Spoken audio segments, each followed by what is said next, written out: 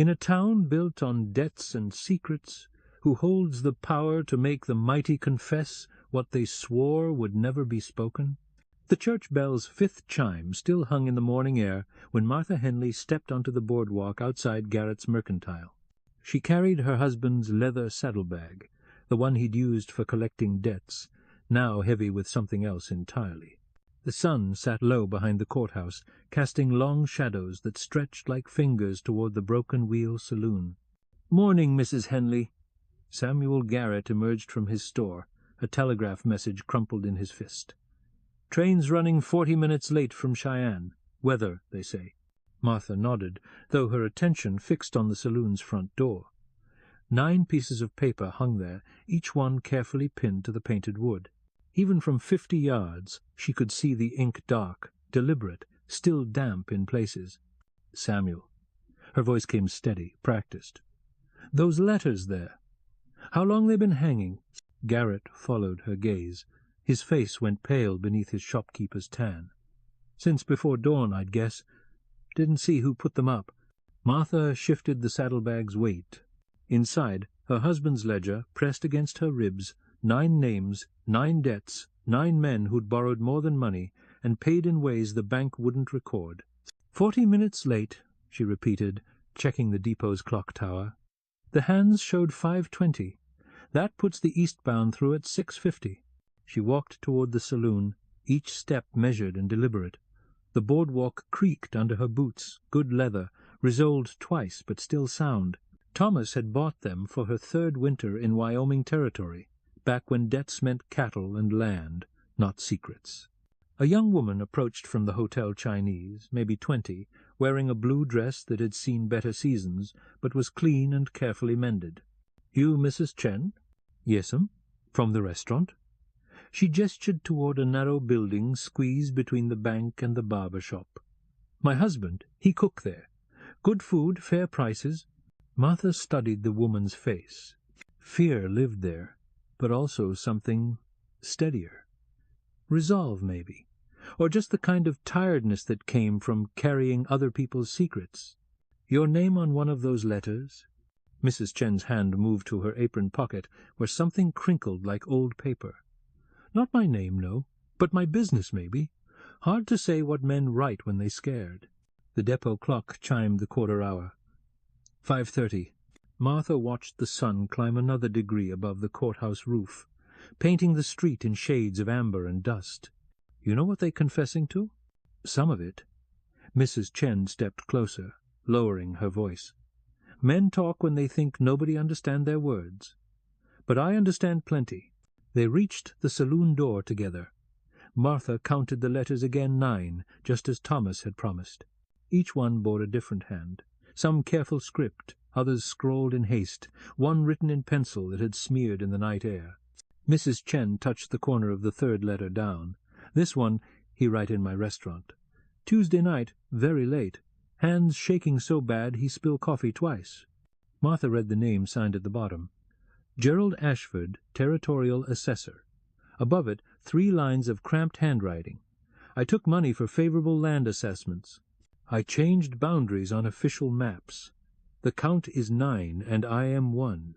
What did my husband have on Ashford?" "Land patents," Mrs. Chen said without hesitation. "Your husband? He know which parcels get surveyed wrong, which ones get sold twice to different buyers. Assessor Ashford, he take $50 each time to make the papers match up clean." Martha pulled out Thomas's ledger and flipped to the A section. There it was. Ashford, G., $350 collected, 3 parcels, Sweetwater Basin. The second letter bore handwriting she recognized, broad strokes, confident loops. She'd seen it on bank drafts and promissory notes. "William Henderson, First National Bank. I approved loans without proper collateral. I took percentages from depositors' accounts. The count is 9, and I am 2. Henderson," she said aloud, "Thomas always said banking was half mathematics and half theater." Samuel approached, carrying a steaming coffee cup and wearing the expression of a man who'd made a hard decision. "Mrs. Henley. Mrs. Chen. Letters been drawing attention. Folks starting to ask questions." "What kind of questions?" whether they're real confessions or just somebody's idea of justice, whether the sheriff ought to take them down before more people read them. He sipped his coffee, then grimaced. Whether Judge Morrison's fixing to call emergency court. Martha glanced at the courthouse. Morrison's window was empty now, but lamplight still flickered in his office. Mrs. Chen pulled a folded paper from her apron pocket. Not a confession, but something else.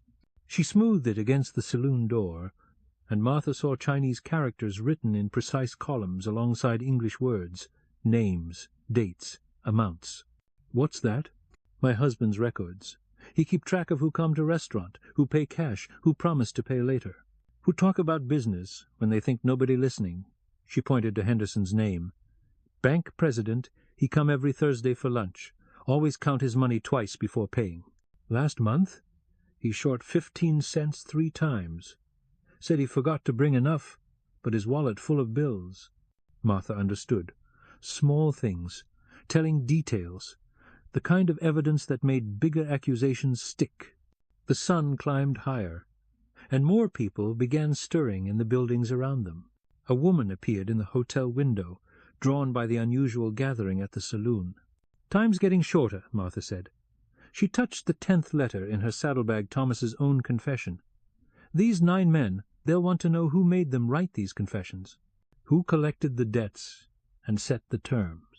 Samuel finished his coffee and set the cup on the saloon's porch rail. "Your husband's been dead 3 days, Mrs. Henley. Folks figure his business died with him. Some business never dies. It just changes hands." The depot clock struck 6. 50 minutes until the train. Inside the Broken Wheel saloon, dust motes danced in shafts of early light that slanted through dirty windows. Martha pushed through the bat-wing doors, Mrs. Chen and Samuel following close behind. Behind the bar, a thin man in shirt-sleeves polished glasses that were already clean. His name was Patrick Quinn, and according to Thomas's ledger, he owed $200 for watered whiskey and rigged poker games. "Morning, Mrs. Henley." Quinn's voice carried the careful tone of a man walking on thin ice. Unusual morning, what with the letters and all. Martha set the saddlebag on the bar. The leather made a solid thud against the wood. "Patrick, you served drinks to those 9 men last night?" "Served drinks to a lot of men last night. It's what I do. But those 9 specifically. Between, say, 10 o'clock and midnight." Quinn's hands moved with practiced efficiency, but Martha caught the slight tremor in his fingers. Might have. Hard to remember every customer, especially late in the evening when the lights dim and the conversations loud. Martha opened Thomas's ledger and found Quinn's page. The entries went back 18 months. Small amounts at first, then larger ones, as the debts accumulated and the pressure increased. "Thomas has you down for watered whiskey, Patrick. Customers pay full price for half-strength drinks, and you pocket the difference. Also says here you run card games where the house odds aren't exactly fair. Your husband was a thorough man, Mrs. Henley, thorough and very observant.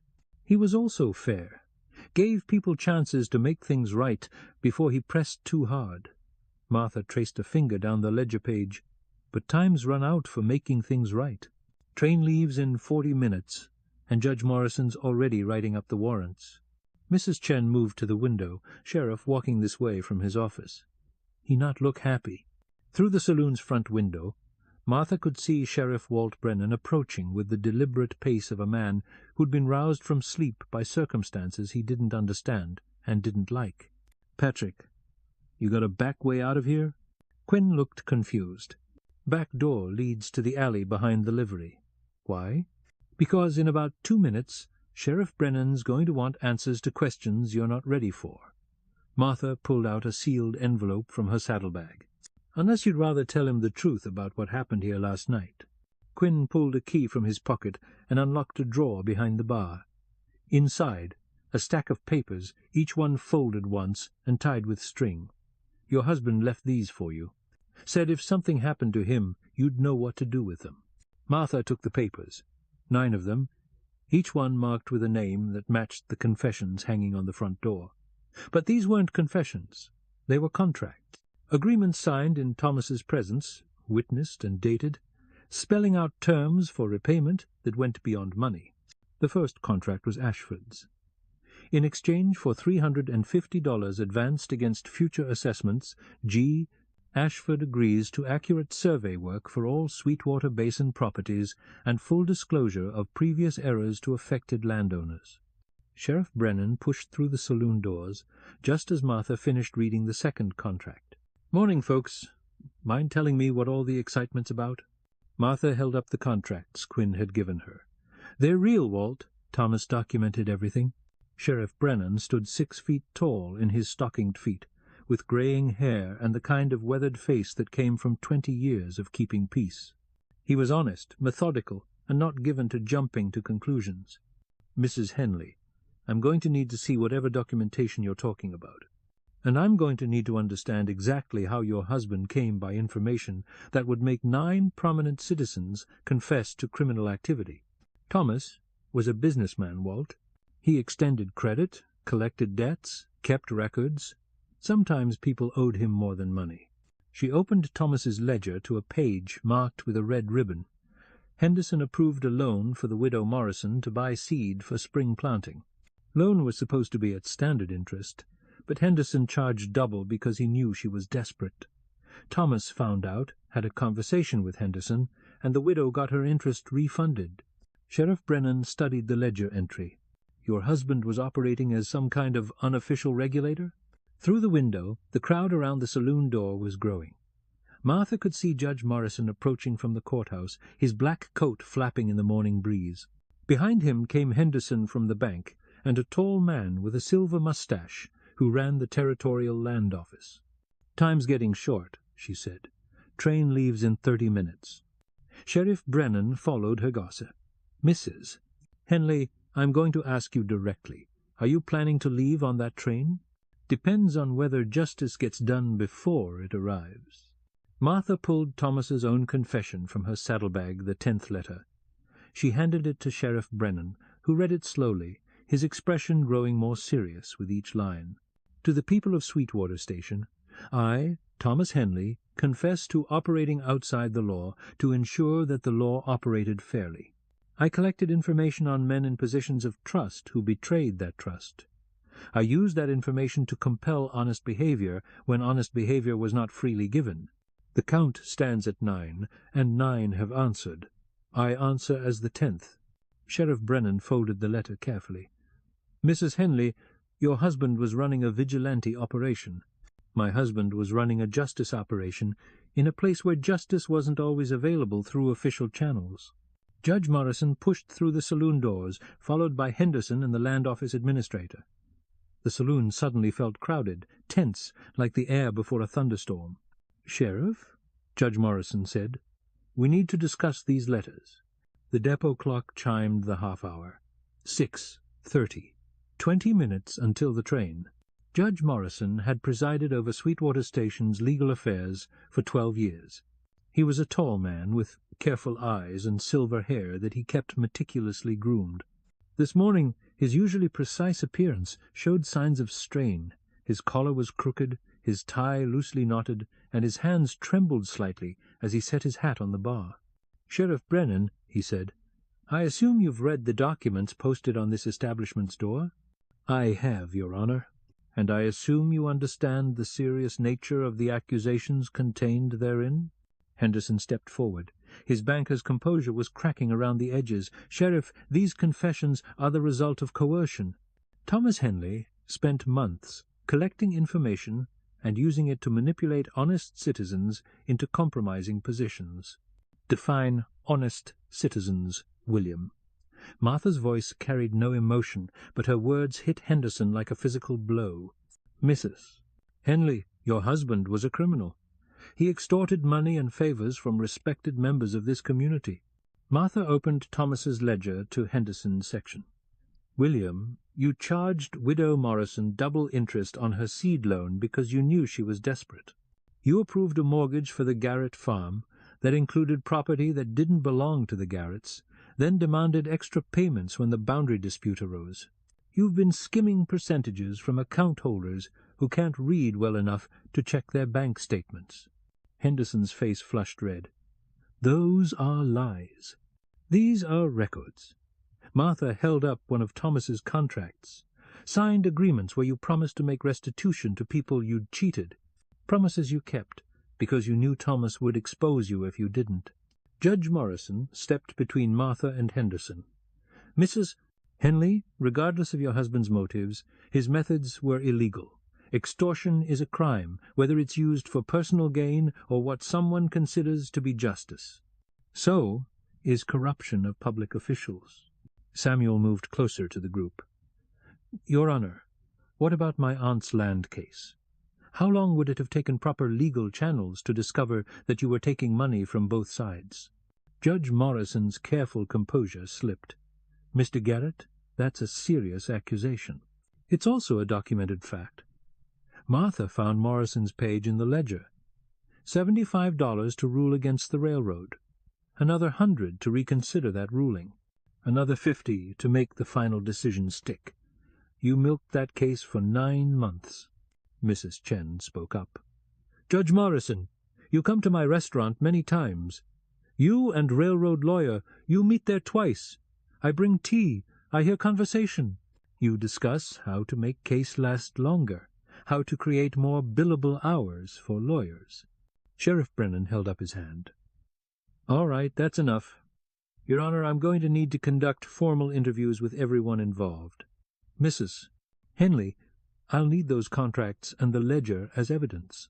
Through the window, Martha could see more people gathering on the street. Word was spreading, as word always spread in small towns. The depot clock struck the half-hour. 6:30. 20 minutes until the train. Martha picked up her saddlebag. Sheriff, I'll cooperate with your investigation. But Thomas left specific instructions about what should happen if these men didn't honor their agreements. What kind of instructions? She pulled out a sealed envelope, addressed in Thomas's careful handwriting, to the Territorial Attorney General, Cheyenne. He prepared a complete report, names, dates, amounts, documentation. If justice wasn't done locally, he wanted to ensure it was done at the territorial level.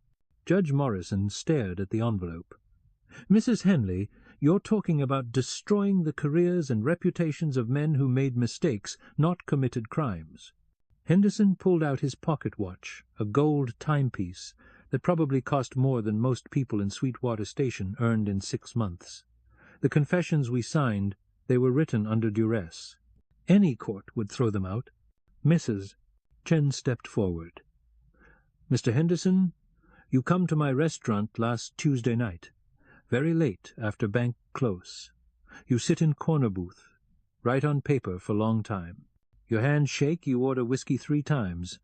When you finish writing, you fold paper very careful, put in envelope. You leave $5 tip on $2 meal. She paused.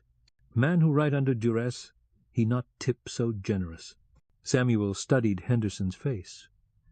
You wrote that confession before anyone asked you to. Hudzu. The pressure had been building for months. Thomas had documentation of every questionable decision I'd made, every corner I'd cut. I couldn't sleep, couldn't concentrate on work. I kept waiting for him to demand something impossible or to expose everything publicly. But he never did, Martha said. He just watched, documented, made sure I knew he was watching. Judge Morrison sank into a chair. It was the same for all of us. Thomas never made threats, never demanded bribes or favors for himself. He just made it clear that our actions had consequences. The train whistle sounded in the distance. Through the window, Martha could see people moving toward the depot, ordinary travelers with ordinary business, unaware of the extraordinary reckoning taking place in the Broken Wheel Saloon. Sheriff Brennan opened his pocket notebook. Your Honor, I need to ask you directly. Did you accept money to influence legal decisions? Judge Morrison stared at his hands. I accepted compensation for expediting certain cases, for providing priority consideration to matters that might otherwise have been delayed. From both parties in the same case? A long silence. Then, yes. Martha felt something inside her chest ease, like a knot finally coming undone. This was what Thomas had wanted. Not revenge, not profit, but acknowledgment. Henderson spoke up. Mrs. Henley, if we make full restitution to everyone we've wronged, if we cooperate completely with Sheriff Brennan's investigation, will you hold off on sending that report to Cheyenne? That depends on what full restitution looks like. The locomotive's bell began ringing as the train approached the depot. Martha could see passengers gathering their belongings, preparing to board. In 5 minutes she could be on that train, carrying Thomas's report to the territorial capital. Or she could stay and see whether justice could still grow in the place where corruption had taken root. "All right," she said. "Sheriff, you've got 2 weeks to start making things right.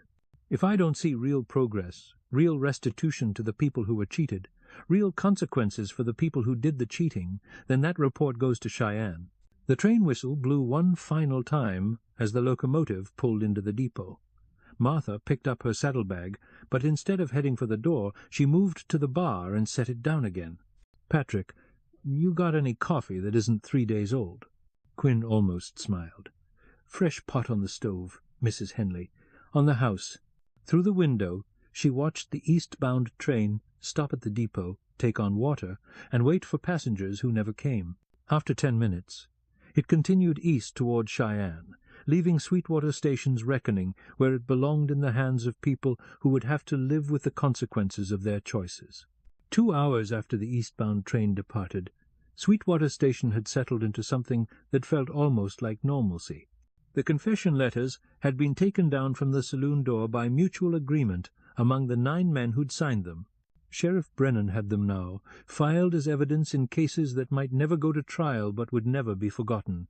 Martha sat at a corner table in Mrs. Chen's restaurant, Thomas's ledger open before her, and a cup of surprisingly good coffee growing cold at her elbow.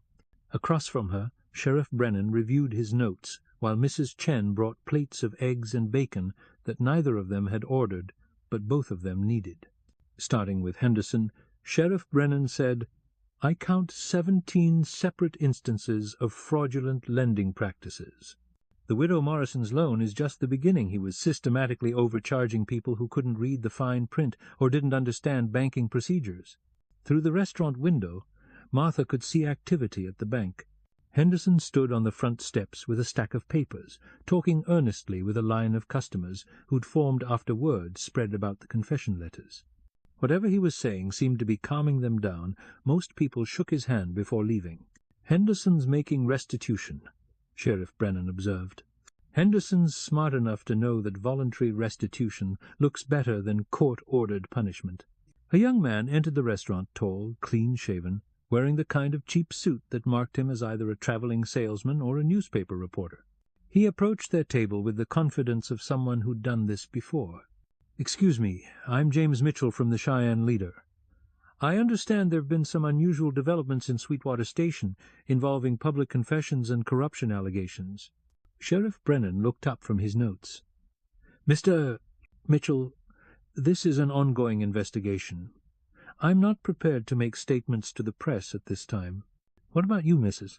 "Henley," Martha said. "Martha Henley." Mitchell's eyes lit up. "You're the widow of Thomas Henley? The man whose investigation led to these confessions?" Martha studied the reporter's face. Young, eager, probably honest, but definitely ambitious. The kind of man who could turn Sweetwater Station's reckoning into territory-wide news. "Mr. Mitchell, my husband was a businessman who believed in fair dealing. When he encountered unfair dealing, he documented it. When people continued to deal unfairly after being given chances to change, he took steps to ensure they understood the consequences." "What kind of steps?" Thomas kept detailed records of financial irregularities, ethical violations, and legal misconduct. He shared those records with the people involved, making it clear that their behavior was being monitored and documented. So he was blackmailing public officials? He was holding public officials accountable for their actions. The restaurant door opened, and Judge Morrison entered. He looked older than he had that morning, but also somehow lighter, as if admitting his failures had lifted a weight from his shoulders. "Mrs. Henley, Sheriff Brennan." He nodded to each of them, then noticed Mitchell. "And you are?" "James Mitchell, Cheyenne leader. Your Honor, I understand you've confessed to accepting payments to influence legal decisions? Judge Morrison sat down without being invited. Mr. Mitchell, I've acknowledged that I accepted compensation for expediting legal proceedings. I've also acknowledged that my actions harmed people who deserved better from their judicial system. As of this morning, I've begun making financial restitution to those people, and I'll be submitting my resignation to the territorial governor within the week. Mitchell's pen moved rapidly across his notebook. Your Honor, don't you think the people of Wyoming Territory deserve to know how extensive this corruption was? The people of Wyoming Territory deserve honest government, Mr. Mitchell. They're going to get it, starting here in Sweetwater Station. Morrison looked at Martha. Mrs. Henley, your husband gave us a choice: face the consequences of our actions privately and make them right, or face them publicly and let others decide our punishment. We chose accountability over exposure. Martha thought about Thomas, about his patient documentation, and his belief that most people would choose justice if given the opportunity. She thought about the eastbound train she hadn't taken, and the report to the Territorial Attorney General that still rested in her saddlebag. Judge Morrison, accountability isn't a one-time choice. It's a daily commitment to doing better than you did before. Yes, ma'am. I understand that now. Mitchell looked around the table. So, what happens next? Do the confessions get filed as legal documents? Sheriff Brennan answered.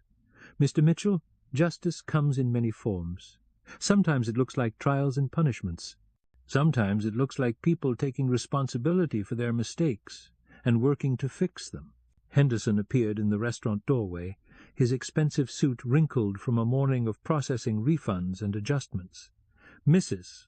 Henley, I wanted you to know 17 families have received full restitution for overcharges and fraudulent fees. The Methodist Church got their building fund money back, plus interest. And I've established a fund to provide free banking services to anyone who can't read well enough to understand loan documents. Martha closed Thomas's ledger and stood up. Mr. Mitchell, if you're looking for a story, here's the one you should write. 9 men made mistakes that hurt their neighbors. 1 man documented those mistakes and gave the 9 men a chance to make things right. In the end, justice was served not through courts and punishments, but through confession, restitution, and community accountability.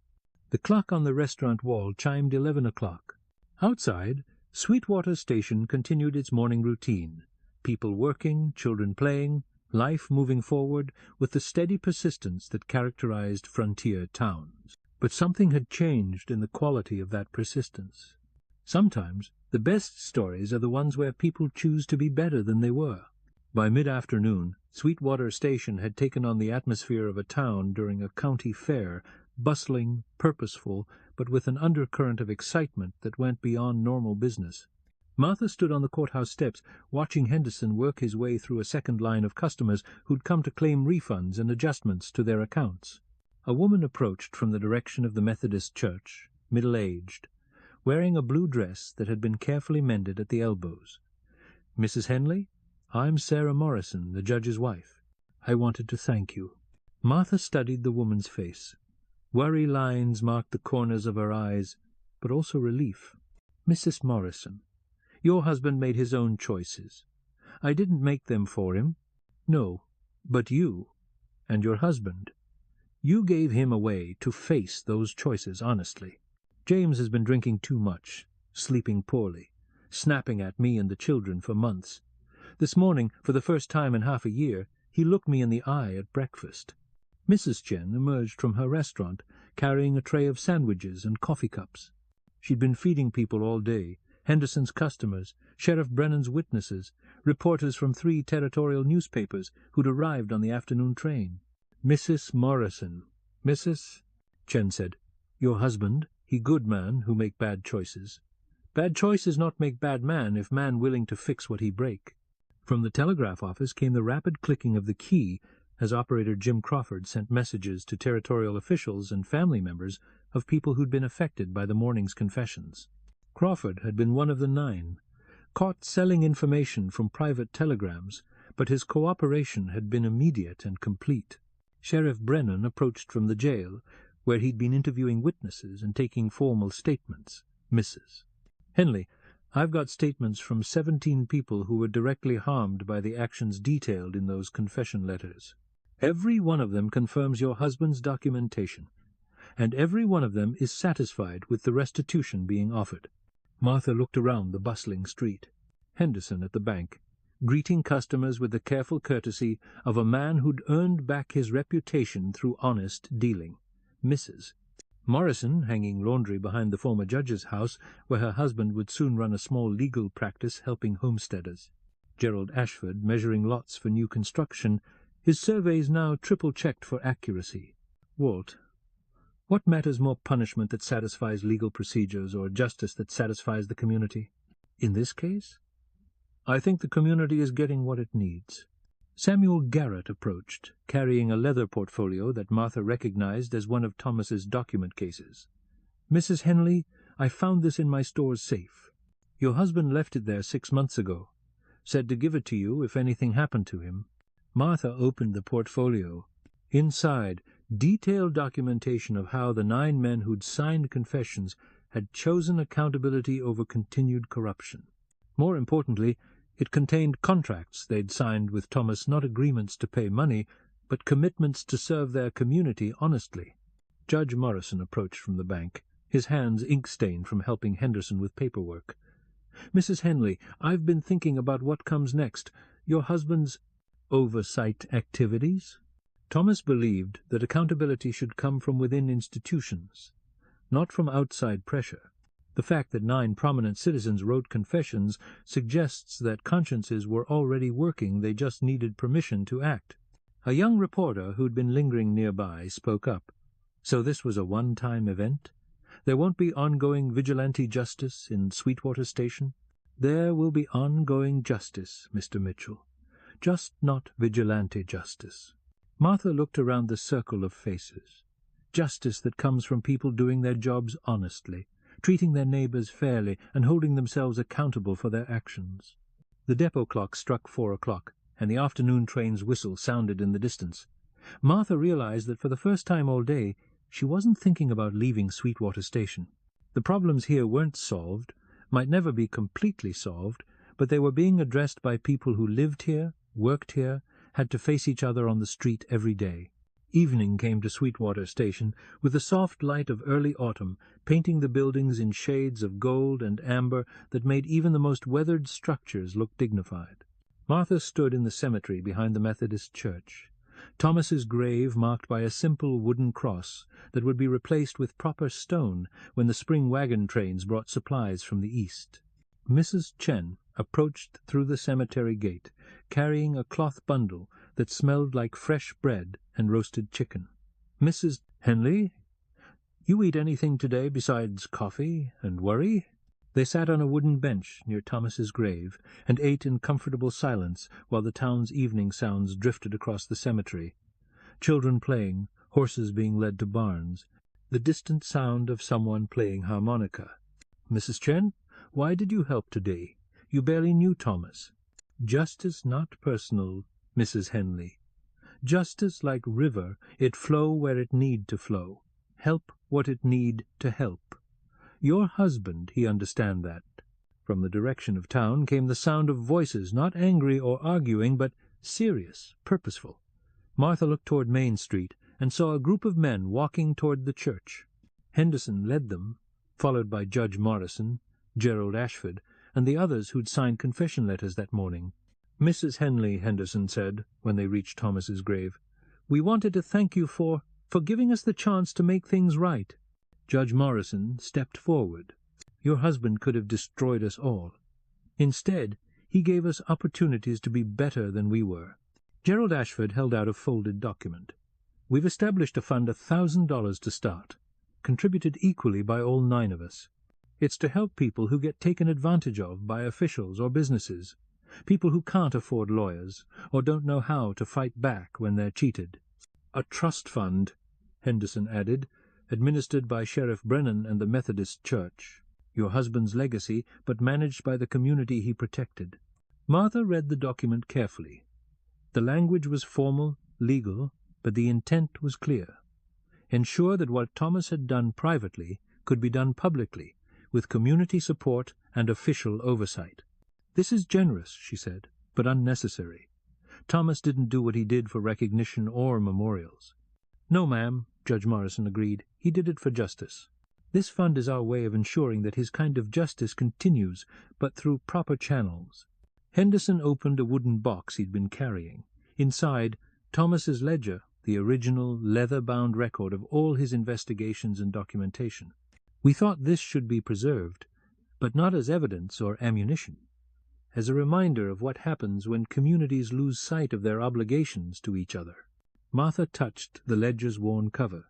Thomas had carried it for 3 years, documenting not just wrongdoing, but also the human cost of that wrongdoing. "You want me to keep it?" "We want it kept," Henderson said. "Whether by you or Sheriff Brennan or the church, that's your decision. But it shouldn't be destroyed, and it shouldn't be forgotten." The sun touched the horizon, painting the cemetery in deeper shades of gold and red. In the distance, Martha could hear the evening train approaching from the east, not the one she'd considered taking that morning, but the one that brought mail and supplies to Sweetwater Station's ongoing experiment in frontier justice. "All right," she said. "I'll keep the ledger, but not as a weapon or a threat. As a record of what happened when good people made bad choices, and what happened when they were given the chance to make better ones." The 9 men nodded, their faces grave but peaceful in the evening light.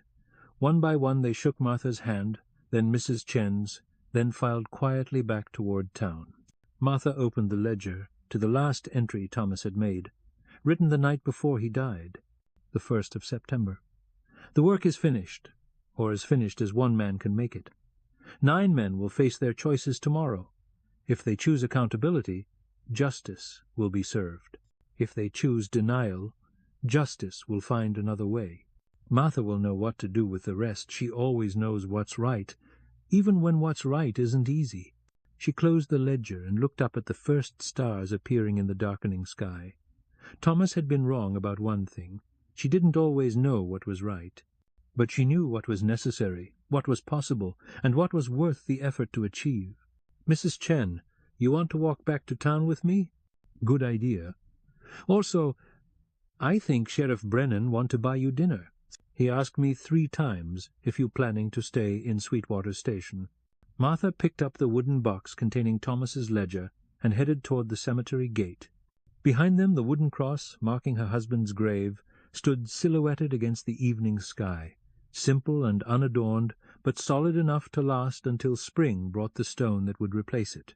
Justice, like stone, was built to last.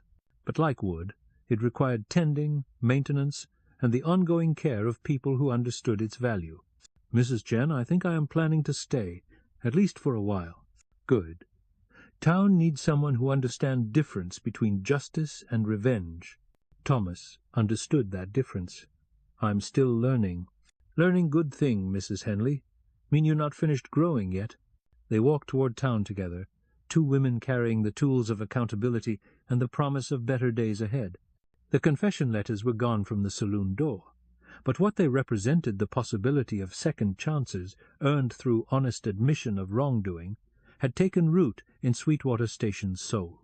6 months later, on a morning when spring was finally driving the last of winter's chill from the air, Martha would stand behind the counter of what had been Thomas's office, and was now the Sweetwater Station Community Trust. The wooden box containing his ledger would sit on a shelf behind her.